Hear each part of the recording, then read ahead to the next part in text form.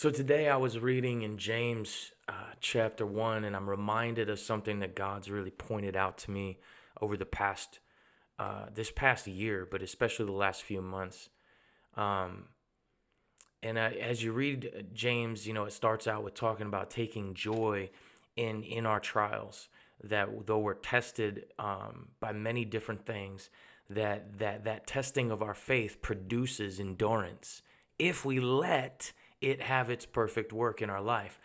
And I think the joy part is a key to that, and it's something I didn't necessarily perhaps understand when I was younger.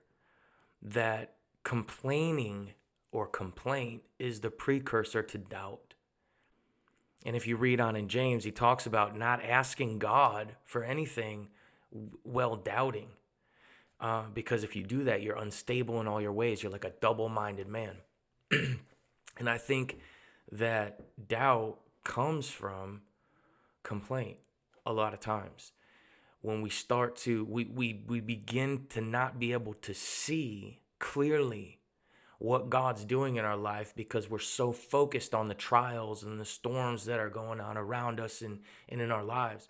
When we aren't able to have joy in the midst of tough circumstances or trials and testing, then when we get to the finish line or we get whatever it is that we think we want in life, we're not going to be able to enjoy it.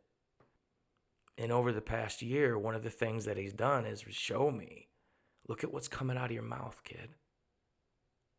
If you're complaining, if you can find something to complain about in any moment, what makes you think that you're going to be satisfied when this trial's done?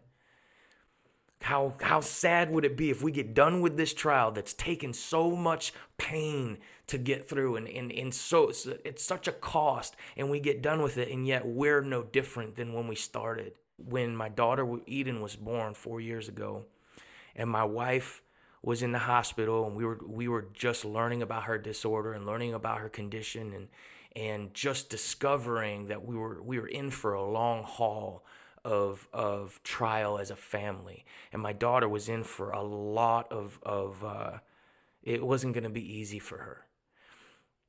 In the middle of all of that, I remember asking God, my wife and I asking God, why don't you just heal her?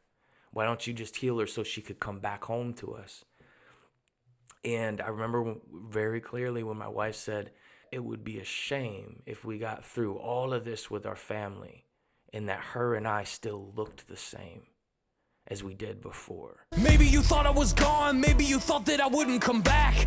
Maybe you thought I was just full of shit and this was all just an act. Maybe you thought I was cold, maybe you thought that I wouldn't come home. I just been inside of the basement making bombs go boom. First you'll ask me to